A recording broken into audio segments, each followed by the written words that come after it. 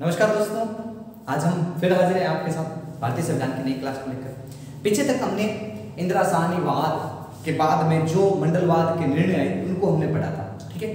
आज उन्हीं बातों को हम आगे बढ़ाएंगे। इंदिरा साहनीवाद के बाद में आज जहां हम पहुंच रहे हैं उस आर्टिकल का नंबर है 16(5), क्योंकि हम 16(4) तक पढ़ चुके हैं। 16(5) ये 16(5) क्या कहता है? 16(5) कहता है कि इसके तहत कुछ धार्मिक पदों पर किसी भी प्रकार का आरक्षण का प्रावधान नहीं होगा, ठीक है। इसके तहत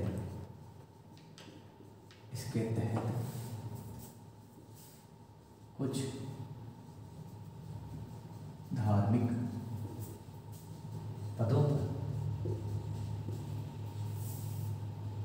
किसी भी प्रकार का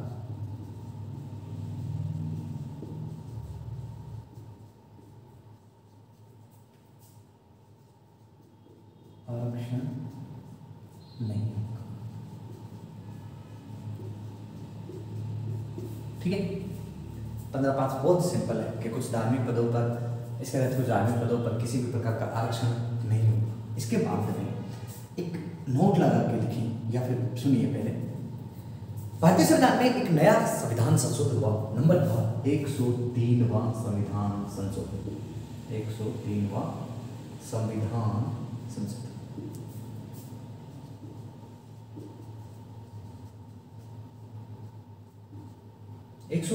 संविधान संशोधन। ये 103वां संविधान संशोधन नरेंद्र मोदी जी के शासन समय हुआ, इसीलिए इसका समय 2019 में ये 103वां संविधान संशोधन हुआ। इसके तहत क्या प्रावधान किया गया कि पहली बार भारतीय संविधान में एक नया शब्द जोड़ा, आर्थिक पिछड़ेपन के आधार पर। आर्थिक पिछड़ेपन के आधार पर, क्योंकि हमने बताया था कि बीपी मंडल में ओबीसी को आरक्षण दिया गया था, सामाजिक और शैक्षणिक रूप से पिछड़ेपन के आधार पर जो संवैधानिक घोषित कर दिया। उसके बाद में इसी रिपोर्ट के आधार पर जो सामान्य वर्ग के भाई बंधु थे उन्हें आर्थिक पिछड़ेपन के आधार पर आरक्षण दिया गया था, उसे असंवैधानिक घोषित कर दिया था, ठीक है। उसे असंवैधानिक घोषित कर दिया, तो उसके बाद में नरेंद्र मोदी सरकार द्वारा भारतीय संविधान में 103वां संविधान संशोधन किया गया और एक नया शब्द जोड़ा, आर्थिक पिछड़ेपन का आधार। आर्थिक पिछड़ेपन के आधार पर इन्होंने 2 आर्टिकल जोड़े, यानी 103 के तहत 2 आर्टिकल संविधान में जुड़े। एक आर्टिकल था, हमने पीछे पढ़ा 15(6), और एक आर्टिकल था हमने जो पीछे पढ़ा 15(16), जो आज हम पढ़ेंगे, ठीक है। 15(6) हमने पढ़ा था कि शैक्षणिक संस्थानों में प्रवेश पर सामान्य वर्ग को आरक्षण दिया जाएगा। और इसके तहत एक नया कॉन्सेप्ट आया था, EWS। हमने ये पढ़ा है, इकोनॉमिक वीकर सेक्शन। ये पढ़ा है, economic weaker section. EWS concept आया, यानी जो भी सामान्य वर्ग के भाई बंधु हैं जिनकी वार्षिक आय 8 लाख से कम है, उन्हें EWS के रूप में शामिल किया। इसमें सामान्य वर्ग के सभी लोग आएंगे, ठीक है। इसके तहत 15(6) तो हमने ये पढ़ा कि शिक्षण संस्थानों में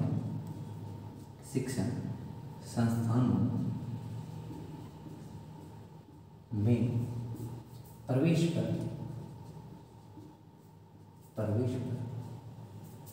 शिक्षण संस्थानों में प्रवेश पर आरक्षण, ठीक है। EWS की बात करें। अब 16 से आज हम ये 16 से साफ 16 जब हमने पढ़ा था तो 16 में हमने ये पढ़ा कि सरकार राज्य में लोक नियोजन या सरकारी नौकरियों पे सभी को समानता, सभी के साथ किसी भी प्रकार की असमानता नहीं करेगा, सभी व्यक्तियों को समान अधिकार दिया गया था। तो उसी के तहत हम आज 16(6) पढ़ेंगे। इसके तहत क्या किया गया? इसके तहत सरकारी नौकरियों में, खासकर लोक नियोजन मतलब सरकारी नौकरी, लोक नियोजन में EWS वर्ग के भाई बंधुओं को 10% रिजर्वेशन की बात की गई, ठीक है। 16(6) क्या है कि लोक नियोजन में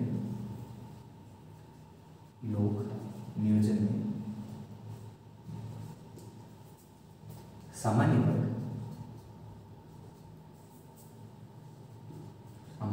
को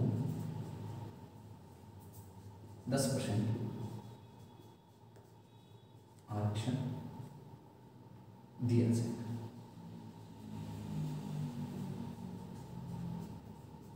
ठीक है, समझ आया?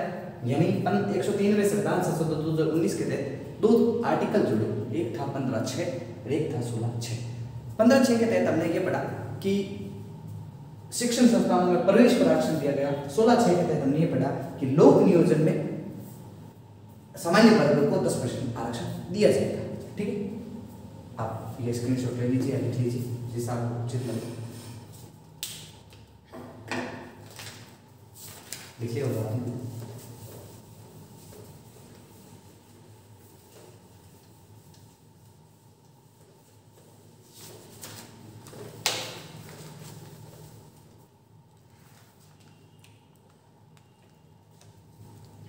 चलिए एक नया आर्टिकल, नया अनुच्छेद पढ़ने जा रहे हैं। आर्टिकल 17। आर्टिकल 17 याद करने के लिए हम जब छोटे थे तो एक शब्द याद रखते थे कि 17 माने खतरा। क्या कहते हैं? 17 यानी खतरा। तो साफ साफ लिखा है कि 17 यानी छुआछूत या अस्पृश्यता का अंत, अस्पृश्यता का अंत।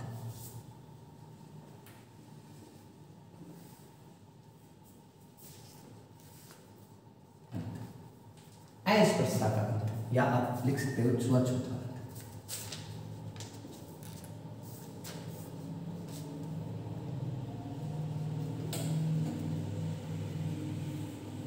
ठीक है, अस्पृश्यता या छुआछूत का अंत। अब आर्टिकल 18। हम छोटे थे तो साथ में एक ये भी कॉन्सेप्ट रखते थे कि 17 यानी खतरा, 18 यानी खटारा, 18 यानी खटारा। तो इसको मैंने आपके सामने जो ये वर्ड बोला है इसको पकड़ के रखना।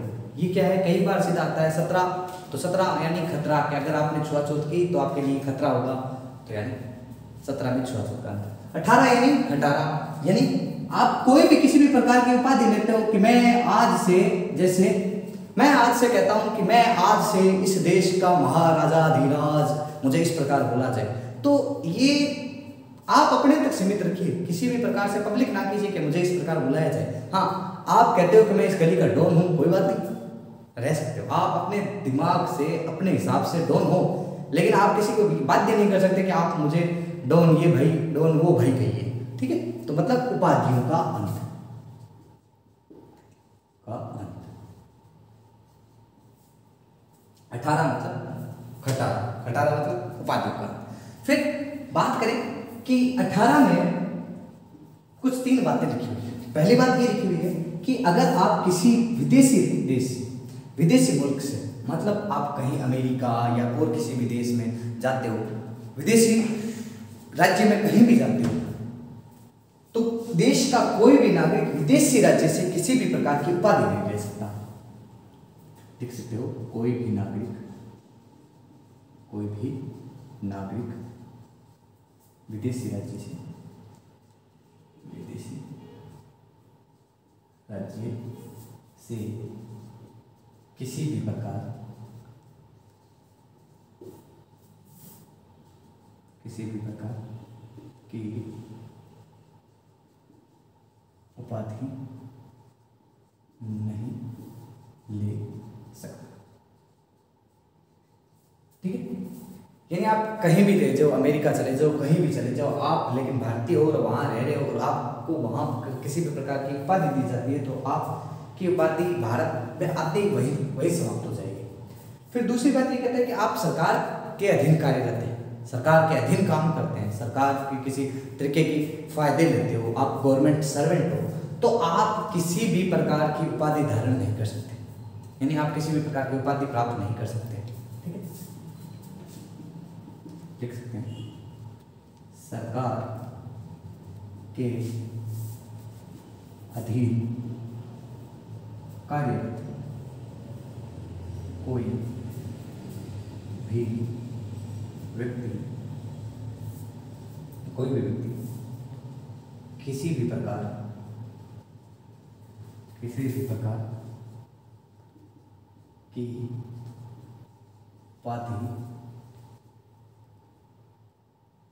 धारण नहीं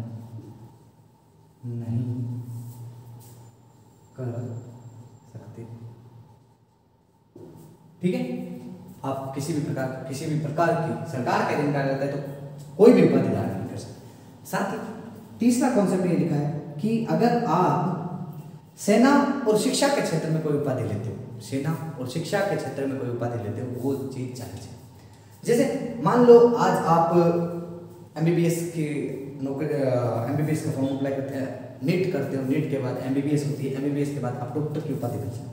तो ये शिक्षा के क्षेत्र में आप धारण कर सकते हो डॉक्टर, जो भी नाम है आपका, डॉक्टर सुशील, डॉक्टर विनोद, डॉक्टर राजेंद्र, कोई बात नहीं, लेकिन आप ऐसे किसी भी प्रकार की उपाधि खुद स्वतः धारण नहीं कर सकते।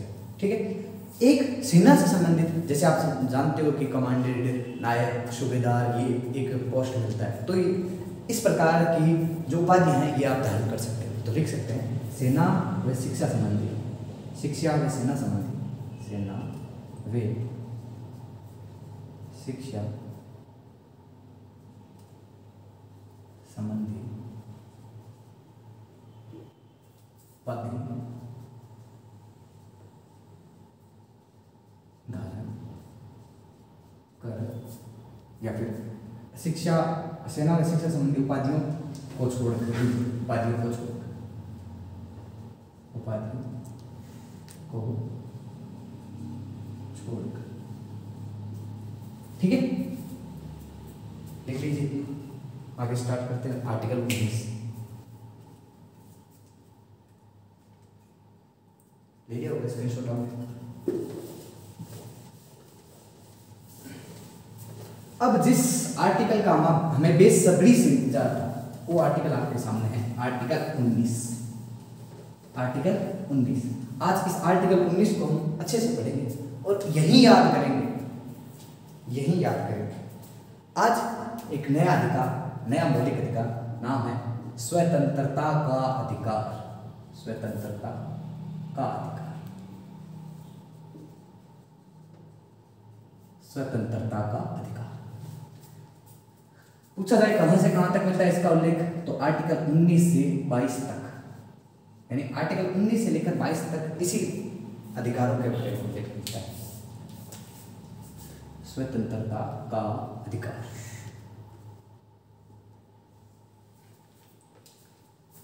एक याद करवाने के लिए एक छोटा सा ट्रिक है, तो आप इसको अपने जीवन से जोड़कर इस चीज को याद कर सकते हैं।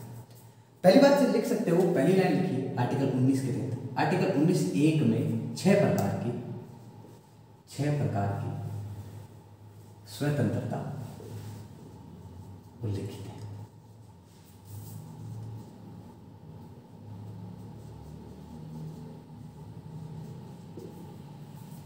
आर्टिकल 19(1) में 6 प्रकार की स्वतंत्रता उल्लेखित है। आप अपने जीवन से जोड़कर इसको याद करना है। माना कि कोई लड़का है, ठीक है, आप में से या फिर कोई भी, ठीक है, माना कोई एक लड़का है, वो क्या है कि नया नया कॉलेज में, 12th के बाद कॉलेज में गया तो 12वीं में देखा, 12वीं फर्स्ट ईयर में देखा कि चुनाव हुए पहली बार, तो उसको लगा कि यार मैं भी क्या करता हूँ कि 3rd ईयर में जब फाइनल ईयर में आऊँगा तो मैं भी इन चुनावों में भाग लूँगा, यानी मैं भी अध्यक्ष पद के चुनाव के लिए लड़ूँगा। ठीक है, तो पहली बार तो उन्होंने क्या किया, फर्स्ट ईयर में तो सब देखा कि कैसे माहौल चलता है, कैसे माहौल है, इस कॉलेज में माहौल कैसा है, तो पहली बार उसने कॉलेज का माहौल देखा।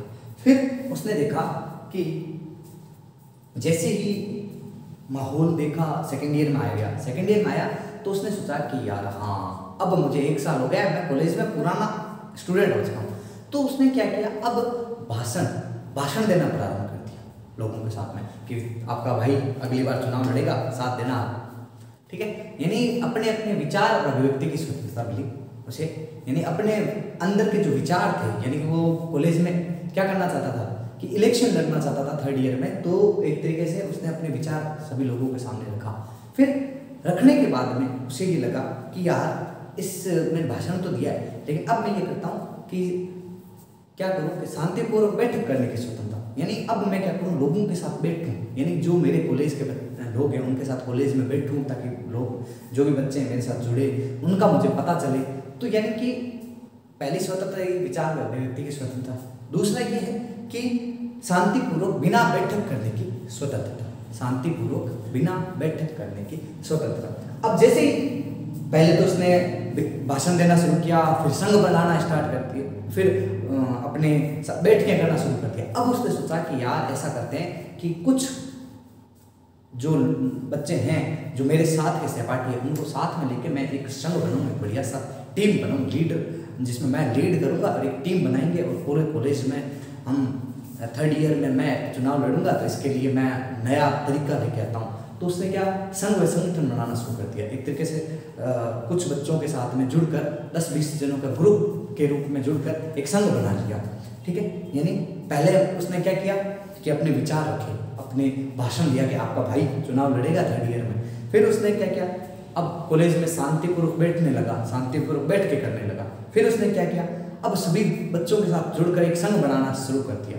संघ बनाया और 2nd ईयर का एग्जाम हुआ और 3rd ईयर के एग्जाम आते ही 3rd ईयर में आते ही इलेक्शन होना है, आप जानते हो। तो अब उसने सोचा कि यार ये संघ बनाने से, इस संघ बनाने से या फिर शांति में बैठ के करने से या भाषण देने से कुछ नहीं होगा। मुझे अगर जीतना होगा तो मुझे इलेक्शन के समय घूमना पड़ेगा, मतलब इलेक्शन से अब मुझे इधर उधर जाना पड़ेगा, देखना पड़ेगा कौन सा बच्चा है जो मेरी कॉलेज का है और कहाँ है, मैं उसको गाड़ियों में लेके आता हूँ ताकि मुझे वो वोट दे। तो घूमने फिरने की स्वतंत्रता पहले पढ़ा कि उसने अपने विचार सामने रखे लोगों के सामने, ठीक है। पहले ये कोई एक लड़का है आप में से जो इलेक्शन लड़ना चाहता है, ठीक है, कॉलेज का। तो पहले तो इन्होंने क्या किया, अपने भाषण दिए, पहले तो भाषण दिए सभी लोगों के सामने कि मैं बनूंगा 3rd ईयर में इलेक्शन लड़ूंगा। फिर उसने भाषण के बाद में बैठ के शुरू कर दी कि अब सभी बच्चों के साथ बैठूंगा और देखूंगा किस प्रकार। फिर उसने सभी बच्चों के साथ साथ कुछ मेन लीडर जो बोलने की स्वतंत्रता है उनके साथ में फ्रेंडशिप रखी और एक ग्रुप बनाया, संघ बनाने की स्वतंत्रता। फिर जब इलेक्शन नजदीक आया, यानी कि 3rd ईयर में आया, तो इलेक्शन 3rd ईयर में शुरू में होते हैं। अब उसने सोचा कि यार मुझे इधर उधर घूमना पड़ेगा तभी कुछ होगा, तभी कुछ होगा। तो घुमा फिरा लेकिन इलेक्शन हार गया। क्या हुआ, टर्निंग पॉइंट, इलेक्शन हार गया। हारने के बाद में इलेक्शन हुए, हारा, भर्ती इन 3rd ईयर कंप्लीट हुई। अब पिताजी का कॉल आया, इधर इनके पिताजी है, इधर इनके पिताजी है, ये पिताजी की मुझ, ठीक है। पिताजी ने सीधे ही फोन लगाया अपने सुपुत्र को। सुपुत्र के पास फोन आया, सुपुत्र का फोन थोड़ा लंबा है, पिताजी का छोटा सा फोन रखने वाले फोन किया कि हाँ पिताजी कहिए कि बेटा इलेक्शन तुमने लड़ लिए, पैसे सारे गवा दिए, हार भी तू गया, अब ऐसा कर तू घर आ जा, तुझसे कुछ नहीं होगा, तू घर आ जा। तो बेटे ने कहा कि पिताजी कोई बात नहीं, मैं हार गया हूँ, अब मैं 1 साल के लिए तैयारी करना चाहता हूँ ताकि मैं क्या है कि जॉब लग सकूँ। पिताजी ने कहा अच्छा, आँख खुली तो सही लेकिन लेट खुली, कोई बात नहीं, क्या करना चाहता है कि पिताजी मैं तैयारी करके नौकरी लगना चाहता हूँ। नौकरी लगना चाहता है कि हाँ नौकरी लगना चाहता है, तो नौकरी लगना चाहता है तो तेरे को मैं 1 साल दे सकता हूँ कि हाँ पिताजी कोई बात नहीं 1 साल। कहाँ जाना है कि मैं बाहर शहर में जाऊँगा, शहर में अच्छे से तैयारी करूँगा और कहीं ना कहीं मैं सेलेक्ट हो जाऊँगा। पिताजी ने कहा कितना टाइम लेगा बेटा, कि पिताजी मुझे सिर्फ 1 साल का समय दे दीजिए, 1 वर्ष का, कि इससे सर पिताजी बस LDC की भर्ती आ रही है, LDC की भर्ती आएगी, CET की भर्ती आएगी, लग जाएंगे कहीं ना कहीं, और लगने के बाद में तो अपना काम सीधा RS UPSC की तरफ देखेंगे। क्या अच्छा बेटे के ख्वाब तो बड़े ऊंचे हैं, चल बेटा तुझे 1 साल की और परमिशन दी और जा तू शहर में तैयारी कर ले, ठीक है। बेटा जी गए और शहर में रहने लगे। रहते रहते आप जानते हो कि कॉलेज का इलेक्शन जो बच्चा लड़ता है थोड़ा सा क्या है घूमने, अब घूमता फिरता था तो बालाचारी में थोड़ा सा क्या, अब शहर में तो रहने लग गया लेकिन पढ़ाई नहीं हुई उससे, क्योंकि उसी शहर में वो भी बच्चे हैं जो उनके साथ में संघ ग्रुप बनाकर रहते थे, संगठन बनाकर रहते थे। अब रहने लगा, पहले भाषण दिया था 2nd ईयर में, फिर बैठ के की, संघ किया, घुमा फिरा, लेकिन इलेक्शन हार गया, कोई मतलब नहीं रहा। फिर अब पिताजी के कहने पर, एक पिताजी के नहीं खुद के कहने पर, पिताजी ने तो सिर्फ परमिशन दी है, खुद ने सोचा कि 1 साल तैयारी कर लो तो कुछ ना कुछ बन जाऊँ। तो अब बेटा जी ने सोचा कि क्यों ना रहूं बसूं, 1 साल हो गया, 1 साल हुआ और नहीं हुआ सिलेक्शन, LDC भी आई, पटवारी भी आई और भी कांस्टेबल भी आया, वीडियो भी आया, किसी भर्ती में हुआ नहीं सिलेक्शन। पिताजी ने 1 साल होते फिर से टिंग टिंग टिंग टिंग ट्रिंग ट्रिंग, बेटे ने फिर उठाया, हाँ पिताजी कि बेटा 1 साल हो गया, तूने कहा 1 साल के लिए मुझे शहर रहना नहीं है, तुझे परमिशन दे दी, तुझसे एलडीसी हुई, तुझसे सीटी नहीं हुआ, तुझसे पटवारी नहीं हुई, वीडियो नहीं हुआ, अब मेरे बस की बात नहीं है। तो पिताजी अब आ जा तू गाँव। कहाँ आ जा? गाँव आ जा बेटा। कि पिताजी वहाँ क्या करना है, क्या है? कहती है काम करो, व्यापार करो, ट्रैक्टर चलाओ। तो पिताजी ने कह दिया कि अब आप व्यापार करो, ठीक है। इस पूरी में 6 प्रकार की स्वतंत्रता आपको याद हो जाएगी। देखो कैसे 19(1) के तहत हमने पढ़ाया कि 6 प्रकार की स्वतंत्रता है। एक कहता है कि भाषण व अभिव्यक्ति की स्वतंत्रता, भाषण व अभिव्यक्ति की स्वतंत्रता।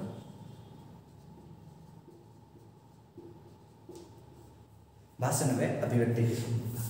फिर बी हमने पढ़ाया, बैठक कर रहा था इसीलिए शांतिपूर्वक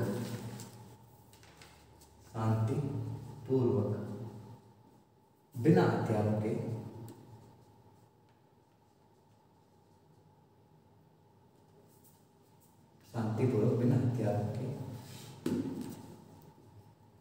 बैठक करने की स्वतंत्रता,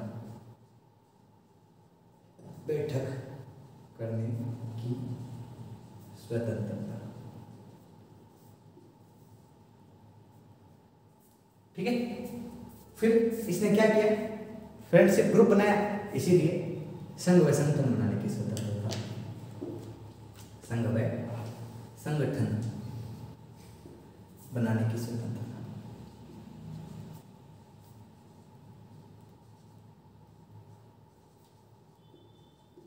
ठीक है। उसके बाद घुमा फिरा, इसलिए घूमने फिरने की स्वतंत्रता,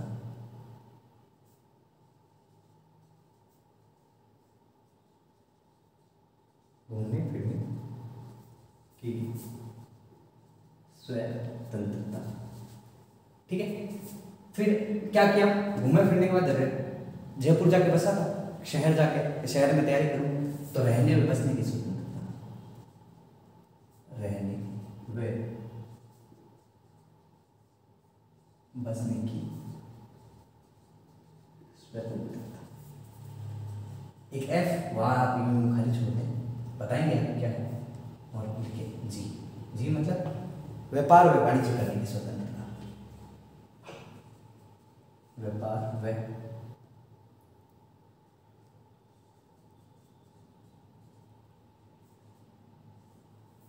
वाणिज्य करने की स्वतंत्रता।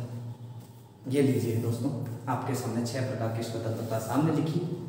बस कुछ नहीं, एक छोटा सा एग्जाम्पल याद रखना है कि पहले तो बेटा जी गए कॉलेज में एडमिशन लिया, 12th के बाद में 12th में एडमिशन लेते ही दिमाग में आया कि कॉलेज में इलेक्शन लड़ूंगा, तो भाषण देने शुरू किया। भाषण देने के बाद में सोचा कि यार भाषण के साथ साथ अब मुझे बैठ के भी करनी चाहिए, तो भाषण से हुआ भाषण व अभिव्यक्ति की स्वतंत्रता। फिर बैठ के की, तो इसलिए शांतिपूर्वक बिना हथियारों के बैठक करने की स्वतंत्रता। फिर बैठकों से कुछ ने सोचा ग्रुप बनाता हूँ, एक फ्रेंडशिप ग्रुप बनेगा, संघ बनाएंगे, तो संघ व संगठन बनाने की स्वतंत्रता। फिर कुछ होगा नहीं, संघ से हुआ नहीं, 3rd ईयर में आया, अब सोचा कि घूमना फिरना तो पड़ेगा, लोगों के पास, बच्चों के पास, लड़कों के पास जाना पड़ेगा कि कौन कौन है जो इस इलेक्शन में शामिल होंगे, तो उनके पास घूमना फिरना, तो घूमने फिरने की स्वतंत्रता। अब इलेक्शन हार गया तो 1 साल का समय चाहिए पढ़ने के लिए, तो पिताजी ने 1 साल का समय दे दिया, मतलब आप शहर में जाकर आप तैयारी कीजिए, इसीलिए कहा कि रहने बसने की स्वतंत्रता। फिर रहे बसे, कुछ हुआ नहीं, तैयारी कुछ की नहीं, इसीलिए सिलेक्शन हुआ नहीं। उसके बाद पिताजी ने फिर से कॉल किया कि बेटा आ जाओ, वापस आ जाओ और अब करो खेती बाड़ी या घर का काम संभालो, इसीलिए व्यापार व वाणिज्य करने की स्वतंत्रता। आप इसका स्क्रीनशॉट लेना चाहिए, स्क्रीनशॉट ले लीजिए, लिखना चाहिए लिख लीजिए।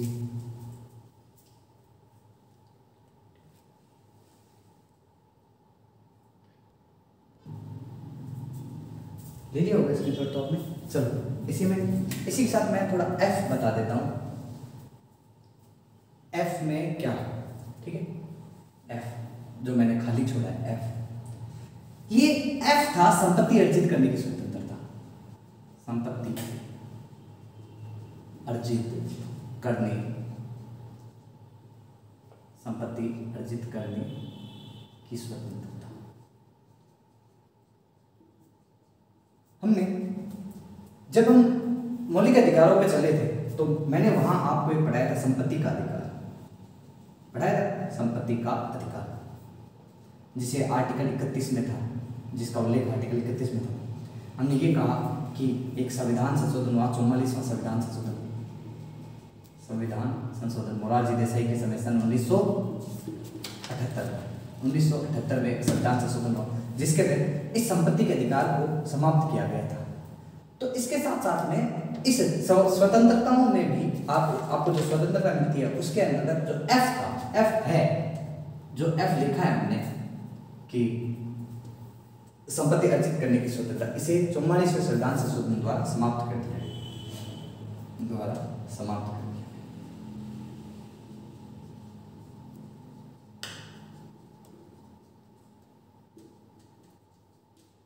ये आपका आर्टिकल 19(1) की 6 धाराएं, जो 6 स्वतंत्रताएं आपको दी गई है संविधान के अकॉर्डिंग, वो कंप्लीट हुई।